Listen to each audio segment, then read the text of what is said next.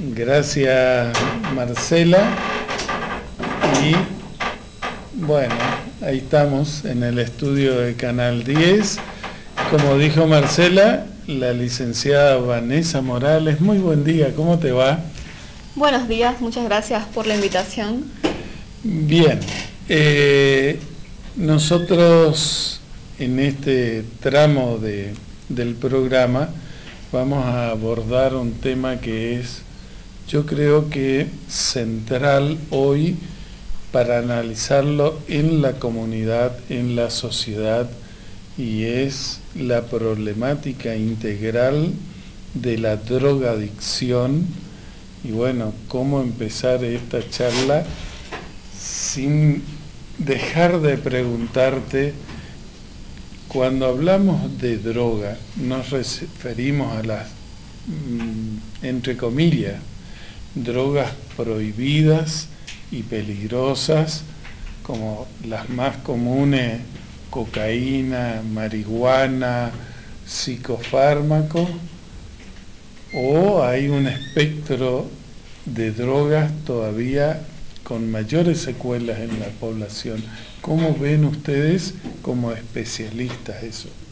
Bueno, desde la municipalidad estamos trabajando con lo que sería el paradigma que tiene la Secretaría de Políticas Integrales sobre Drogas de la Nación Argentina, es decir, la CEDRONAR, como muchos la conocerán, que ellos tienen la perspectiva de las sustancias psicoactivas, es decir, las sustancias que afectan directamente al cerebro.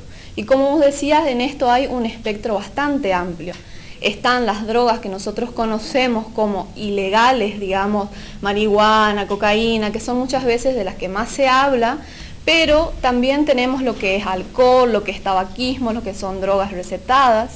Y justamente, según los datos que tiene el Observatorio Argentino de Drogas, que pertenece a la CEDRONAR, en la provincia de Corrientes, según sus últimos datos, que son del 2016, el mayor consumo que hay en la provincia de Corrientes es de bebidas alcohólicas, con un inicio de consumo que ha bajado bastante, más o menos a los 15 o 16 años. Claro, bajado bastante, uno como que empieza a esperanzarse, nos ya aclaraste, baja la edad de inicio, lo cual es gravísimo. Así es, y lo que nos preocupa sobre todo en nuestra ciudad es que hoy en día no existen datos locales de encuestas de fuentes fehacientes, que nosotros justamente estamos trabajando para remediar eso. Yo en alguna oportunidad, y acá dialogando con otros invitados o en expresiones mías, decía que somos una sociedad hipócrita porque hablamos de la drogadicción como que eso estuviera referido a un consumo específico, y como sociedad nosotros estamos alentando la dependencia.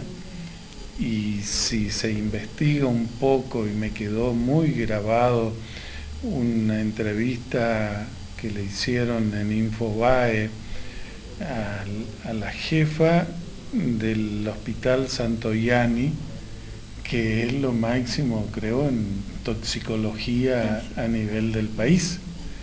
Y ella hablaba de una población hospitalizada donde el mayor porcentaje era por alcoholismo.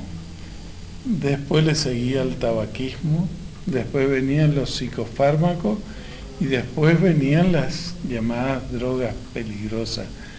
Y vos fijate que fume a alguien, si bien ya no le permitimos que se haga en ningún lugar cerrado, no está mal. Vos fumás y te vas ahí afuera, está todo bien, después venís, seguimos el programa, pero siempre que fumes afuera. Si tomamos un vino, se toma un champán o se comparten unos whisky, está muy bien, eso socialmente está permitido.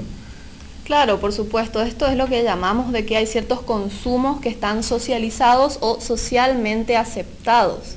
Y sobre todo refiere a esta nueva perspectiva de CEDRONAR, que es del consumo problemático y de que este consumo ellos lo definen como una situación en la que puede mediar o no sustancia, ya que también se refiere, por ejemplo, a situaciones como la ludopatía o las adicciones a las compras, que provienen todos de una misma situación de dependencia. Entonces nos encontramos con que muchas veces el foco de la sociedad está puesto, como vos decías, en una cierta sustancia, en las drogas ilegales, y después tenemos estas situaciones de alcoholismo o de tabaquismo o quizás incluso de psicofármacos recetados que están siendo como ignorados o socialmente aceptados y que no se está atendiendo a esta situación. Mira, yo quiero expresarle a nuestros televidentes y a nuestros oyentes, yo no estuve 2 días en Goya, no hemos tenido la más breve conversación previa con Vanessa Morales. Me alegra tu capacidad para ir tomando el tema y tu espontaneidad, pero es tan delicado el tema que hay que ser respetuosos. Entonces yo me comprometo a ir teniendo unas charlas previas, diagramar más o menos una serie de conceptos que son fundamentales para poder transmitirle a los televidentes, porque esto está en nuestra sociedad, tiene mucha trascendencia, vemos fantasmas, agrandamos otras cuestiones y estamos dejando causas gravísimas, como vos decís, que la ludopatía, la adicción al celular, no sé cómo se llama, la adicción a toda la tecnología nueva, la desesperación por pantallas, otro que no pueden estar sin el televisor. Bueno, aunque de eso vivimos nosotros, pero mejor si piensa y piensa usted mismo, y si lee un poco, mejor todavía. Pero Vanessa, en ese contexto y de tu experiencia, en la tarea que ahora estás desarrollando, ¿qué acciones ustedes como órgano municipal dentro de esto que es tan importante están haciendo? Bueno, en este caso lo que estamos trabajando es en 2 ejes principales, que es el eje de la prevención y el eje de la asistencia. En el tiempo que he estado en mi cargo, que no es mucho, son 3 meses, la mayoría de las consultas vienen por asistencia. ¿Por qué? Porque tenemos ya gente que se encuentra en la problemática y que muchas veces no sabe a dónde recurrir, a quién acudir, dónde buscar ayuda, cómo buscar. Entonces, lo que yo le digo a la gente que viene a consultarme es que desde la municipalidad estamos trabajando con 2 instituciones que hace ya bastante tiempo se encuentran trabajando la temática.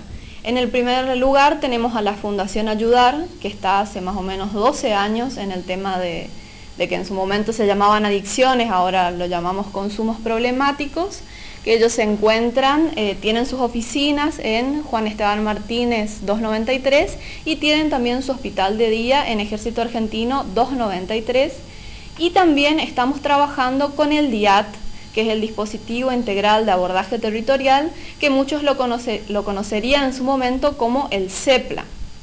¿Sí? Estas 2 instituciones son con las que estamos trabajando nosotros respecto a lo que es la asistencia de personas que ya se encuentran en una situación de consumo problemático.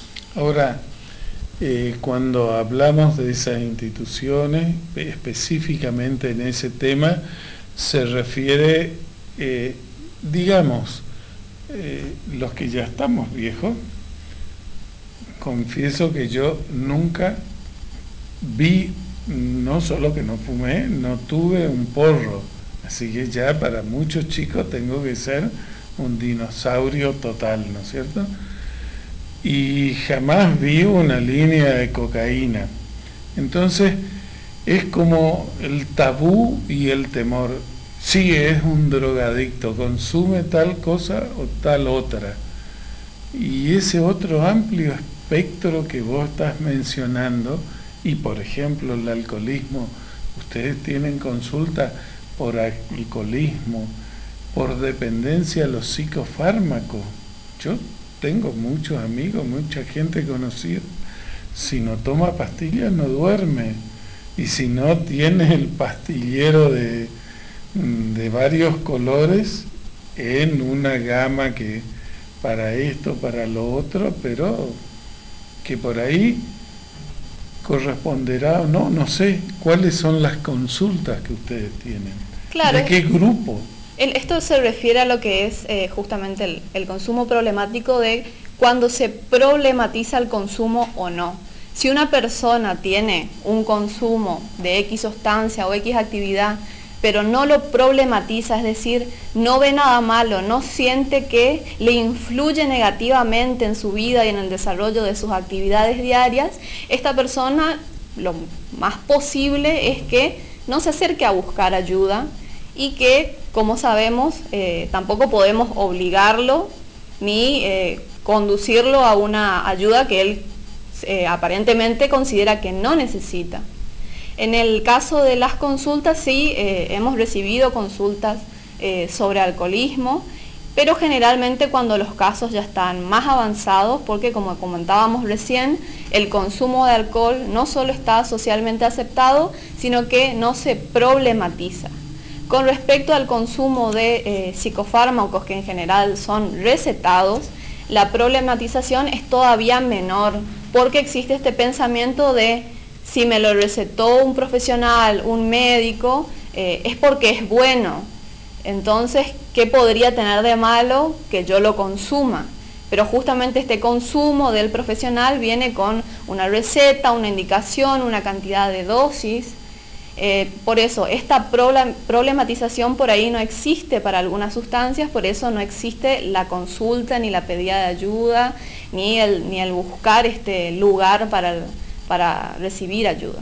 Eso, excelente, excelente tu exposición, y yo le agregaría, de acuerdo a los artículos que voy leyendo, que está estadísticamente demostrado la facilidad, por decirlo de alguna manera, con que se prescriben las recetas y una sobremedicación rutinaria prácticamente, y que después se hace hábito y se hace costumbre. Vos lo dijiste muy bien y con una expresión más elegante, pero ya se acostumbró, y es como que si no toma el Valium no duerme, y si no toma tal otra cosa anda hecho un loco, una loca, o le tiembla el pulso, o lo que sea.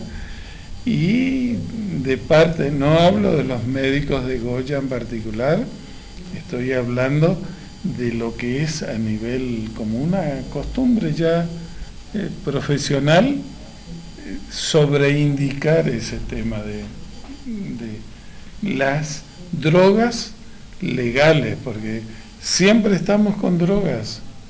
Así es, yo creo que lo que refiere a los fármacos recetados, lo que sucede es que en esta situación podemos compararlos a la tecnología. No son buenas ni son malas, son herramientas, y depende cómo uno lo usa es que su consumo puede volverse problemático o no. Y ahí es justamente donde las líneas muchas veces son más borrosas, podemos estar de un lado, podemos estar del otro, y depende cómo nos va influyendo a cada uno en nuestra vida, vemos dónde vamos trazando, digamos, esta línea. Mira, hay dos cosas que para mí son importantes, y es lo que vos mencionaste al comienzo de la edad de iniciación.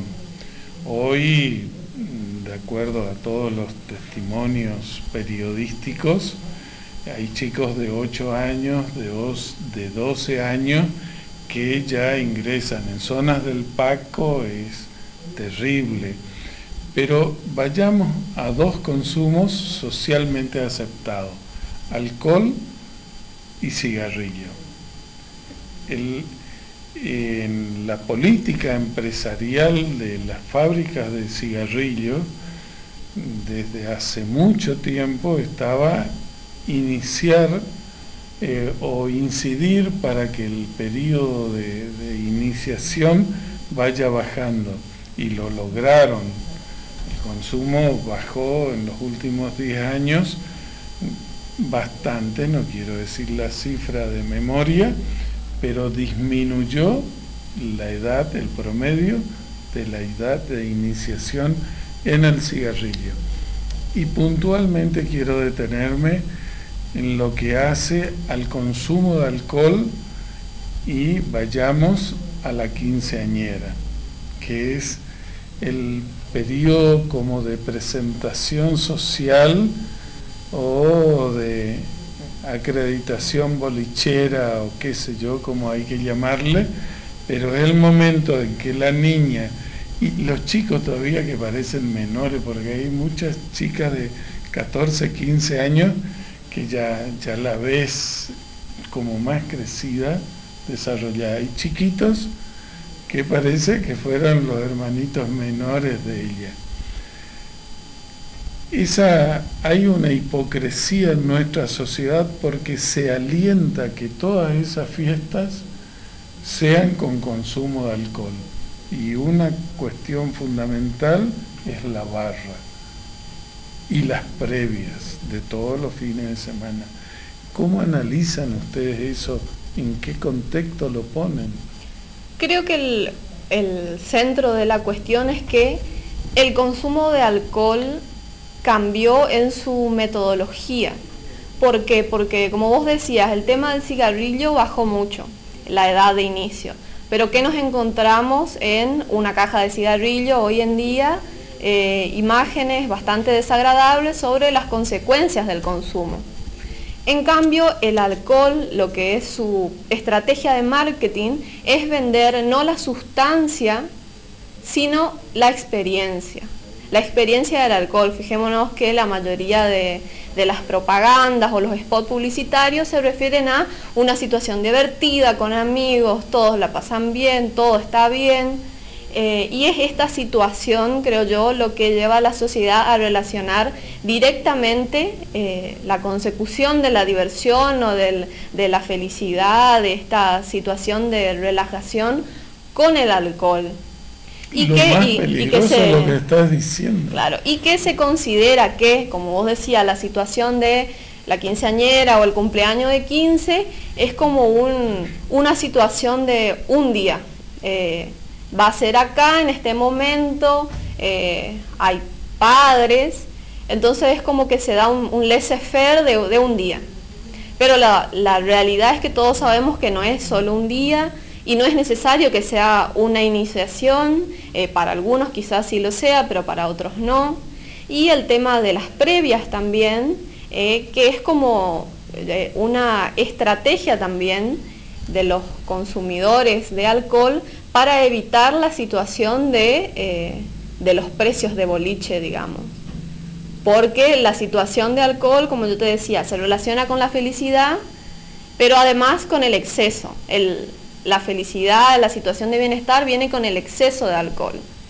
Y la realidad es que los precios de boliche o los precios de un lugar de comidas, de un lugar de bebidas, de un bar, muchas veces no podrían permitir llegar a esta situación de éxtasis, digamos. Hay otro aspecto, vos mencionaste en las cajas de cigarrillo, que vi ahora circunstancialmente en un kiosco en Buenos Aires. La mayoría eran cajitas de 10,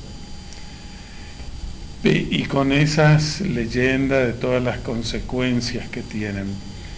El motivo por el cual aparecieron esas no es la solidaridad y el espíritu comunitario de la empresa fabricante del cigarrillo, sino que es una cuestión legal para lavarse las manos. Nada más decir, vos fumás, yo ya te avisé que da cáncer, que da esto, lo otro, y vos fumás lo mismo, bueno, ese ya no es mi problema.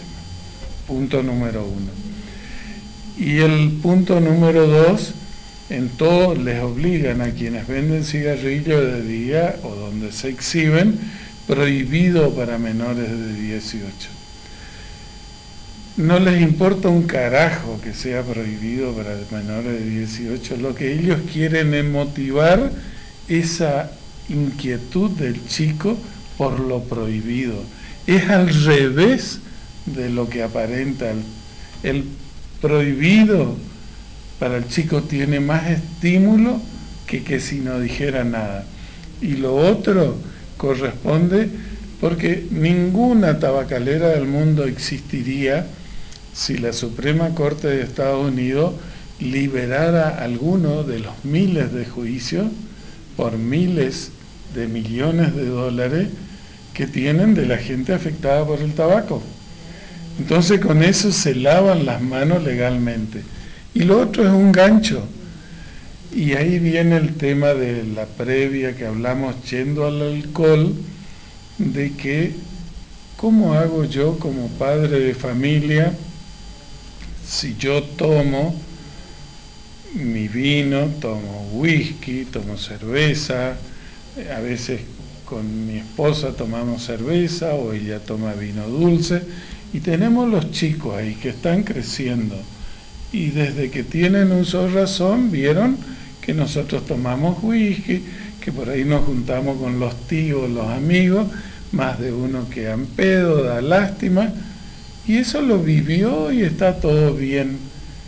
¿Cómo vos, adolescente de 15 años, yo te enseño que no consumas alcohol? Bueno, esto viene un poco de la situación que vos hablabas, de esta hipocresía social respecto a los consumos socialmente aceptados, en este caso del alcohol, y creo que lo que vos me decís de cómo le decimos es una de las cosas en las que estuvimos trabajando y que lo estuvimos planteando, y que la vamos a trabajar dentro del programa que vamos a lanzar el día 16 de abril, que se llama Previniendo Juntos, y una de las actividades contempladas dentro de este programa es un ciclo de charlas que vamos a trabajar con las escuelas, con 3 actores diferentes y muy importantes respecto a lo que es el consumo en jóvenes, que son los docentes, los chicos y también los padres. Porque como vos me decías, ¿cómo le digo? Y esa creo que es la pregunta de la mayoría de los padres. ¿Cómo le digo? ¿Cómo le hablo? ¿Cómo enfrento esta hipocresía o esta situación en la que yo siempre consumí, pero yo no quiero que mi hijo consuma o quiero que consuma responsablemente? O más adelante. Claro, o más adelante. Y en ese sentido creo que es poder llegar a un diálogo franco, en primer lugar, porque muchas veces con los consumos en general lo que sucede es una situación de mito, una situación de tabú y, como vos decías, una situación de prohibición, que es donde, como vos decías, es muchas veces lo que empuja al chico a empezar. Sin embargo, tenemos que ser conscientes de que el consumo de alcohol en menores de 18 años está prohibido, es decir, esto después lo maneja cada uno en su casa, pero cuando sucede afuera sabemos que es un delito. En el caso de cómo hablar y de manera franca, porque el consumo está aceptado, está presente y tampoco hay que caer en demonizarlo, porque justamente la prohibición, la demonización, la mitificación de convertir esto en la situación problemática o la situación prohibida es lo que genera después las reacciones adversas y que los chicos no solo no quieren escuchar, sino que existe este deseo de hacer todo lo contrario de lo que me están diciendo. En algunas oportunidades, conversando de este tema con otras personas que estaban en tareas similares a la tuya o más directas en alguna de las asociaciones y de esos grupos que trabajan en este tema,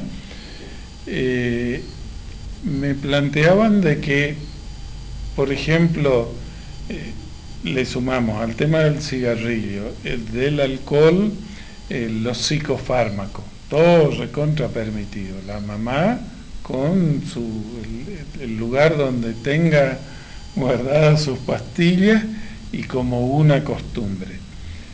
Pues bien, superada esa instancia de convivencia, de parte de los adultos venía una negación. Es decir, no, la nena Vanessa no toma, se va a lo de María, son todos buenitos y toman coca, ella no. Y un día Vanessa aparece destrozada en la casa, que la traen en anda, y bueno, fue una excepción, pero encima, en vez de decir, bueno, vamos a ver, esta es la realidad, yo soy culpable de esto, yo asumo mi parte, me gustaría que entienda, había una negación y eso les hacía más difícil dialogar con los chicos, y que casi imposible el chico hable eso con los padres. Es que aceptar la situación y tomar la responsabilidad implica una acción posterior. Y creo que muchos padres o tutores o personas que tienen jóvenes y menores a cargo nunca han pensado ni saben a quién recurrir en el momento de pensar con quién hablar, cuál sería la acción que tengo que tomar ahora. ¿Por qué? Porque muchas veces cuando se refería antes a lo que era la adicción, la ayuda o la asistencia o el consejo venía, como yo te decía, cuando ya está todo mal, cuando existe una dependencia absoluta, cuando es una adicción. Sin embargo, en este tipo de cuestiones del consumo ocasional o el consumo social, no existe o no existía en realidad los espacios para que los padres puedan evacuar esas dudas, porque la sociedad ha cambiado en todos sus aspectos de la época donde los que hoy son padres eran jóvenes, no saben cómo conectar, no saben cómo conversar, tienen que pasar, como vos decís, esta situación de negación, y muchas veces es encontrarse en esta situación de, una vez que acepto y me hago responsable, tengo que hacer algo, y resulta que no sé qué hacer. Y sí, o no lo quiero hacer, o yo soy adicto y no lo puedo manejar. También, porque no solo...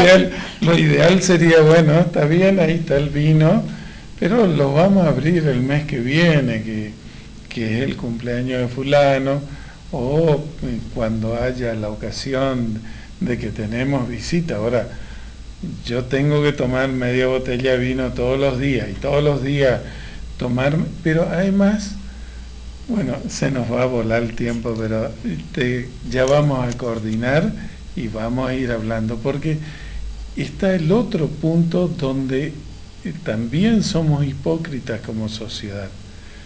Yo no puedo estar, si no termino el programa, llego y me tomo una medida doble de whisky, porque esa ya es mi rutina, pero eso es nada, es porque es parte y está bien, pero yo no me siento conforme si no tomo el whisky o no tomo el vino con la comida. Pero yo tomo poco, tomo 2 vasos, pero cuando vos tenés la dependencia, y bueno, ya estás en el camino, que es la otra negación que hacemos, ¿o no?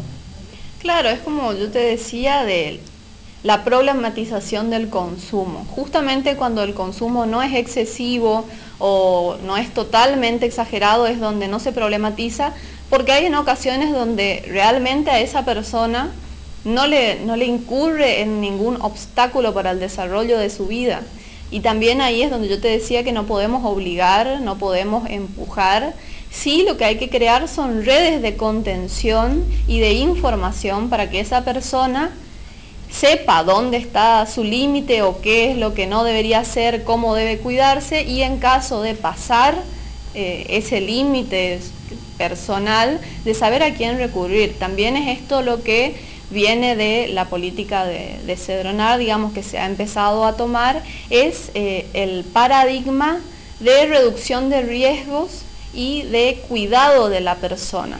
Esto es aceptar la existencia de los consumos, pero llegar a que la gente tenga la mayor capacidad de conocimiento sobre su consumo para que no le ocasione, como yo te decía, estos obstáculos en su vida, en su salud, en el desarrollo de sus actividades. Porque también, te repito, no caigamos en demonizar el consumo, porque es contraproducente. ¿Por qué? Porque si esta persona llega y toma todos los días sus 2 medidas de whisky y en realidad nunca le generó ningún problema, y una medida de cuidado sería bueno, un control médico cada tanto para asegurarse de que se encuentra en una situación de salud adecuada, pero no ir poniendo a la gente en estos cuadraditos del consumidor, del adicto, del fumador, del alcohólico, porque ya se ha probado que esas situaciones son contraproducentes y no ayudaron a reducir la situación de consumo. Excelente tu exposición, y te propongo, para estudiar un poquito y preparar, cómo está la droga en la historia de la humanidad, cómo viene ligada a las distintas religiones, en los distintos estados de la humanidad, de distintas culturas, como siempre lo místico, lo sobrenatural y la droga venían medio aparejados, y bueno, para investigar y averiguar. Cada vez que el cura dice la misa, toma vino y dice: este es el cuerpo de Cristo, es decir, que está ahí. Claro, nos referimos al espacio social que ocupan las sustancias, ya sea droga o cualquier sustancia psicotrópica, y que volvemos a lo que decíamos de esta socialización del consumo, se debe al espacio social que ocupa la sustancia. El alcohol es la bienvenida de la sociedad, y bueno, puede ser que de ahora en más o en varios años veamos otras sustancias de lo que se use como rito de pasaje de la juventud. Y este es el rol que la persona asigna a la sustancia o a la actividad que puede o no resultarle problemática, y que, como vos mencionabas hoy, en las situaciones, por ejemplo, del Paco en las villas miserias, de que el ser consumidor o el ser el soldadito del Paco les da una identidad a personas que quizás antes no se identificaban como nada más. Entonces, ¿cómo podés hacer que esa persona problematice un consumo que le da un sentido de pertenencia? Sí, bueno, genial, te agradezco mucho. Un gusto haber conversado por primera vez con vos, y te auguro y quisiera que el éxito corone toda tu gestión, y estamos a disposición para ir compartiendo como medio de comunicación. Lo sentimos como una obligación a tu disposición para toda la tarea que ustedes hacen. Bueno, muchísimas gracias a ustedes por la invitación, y les dejo 2 invitaciones más para ustedes y para toda la audiencia. El día 12 de abril vamos a estar realizando una charla conjuntamente con la Cedronar, que se llama Deporte y Arte con Voz, voz de hablar, justamente porque es una capacitación para los equipos deportivos y artísticos sobre las orientaciones para el abordaje de los consumos problemáticos. ¿Por qué? Porque son en estos espacios donde muchas veces se crean las situaciones de confianza, donde muchas veces se revela el consumo, y queremos que este conocimiento esté en todos los equipos, digamos, que se dedican a estas actividades, y sobre todo porque este va a ser el puntapié para poder lanzar el programa Previniendo Juntos, que va a ser lanzado el 16 de abril, que va a tener también involucrada la realización de actividades deportivas, artísticas, recreativas y culturales en general. ¿Por qué? Porque el consumo muchas veces se produce por la situación, como yo te decía, del espacio que se le da a la sustancia, y la idea es poder colaborar en la construcción de un proyecto de vida de los chicos en general, para que justamente los espacios que pueda llenar la sustancia estén más minimizados. En relación a la charla, que va a ser el 12, los invitamos a todos a inscribirse. Va a salir el evento para la inscripción seguramente para esta tarde, y bueno, espero que todos quieran involucrarse, porque esta es una problemática social que debe ser trabajada en conjunto por toda la sociedad, si no no le veo realmente qué podría salir de unas acciones aisladas. Muy bien, muchas gracias, muy amable por venir. Gracias a vos. Nosotros nos reencontramos mañana en Paradigma.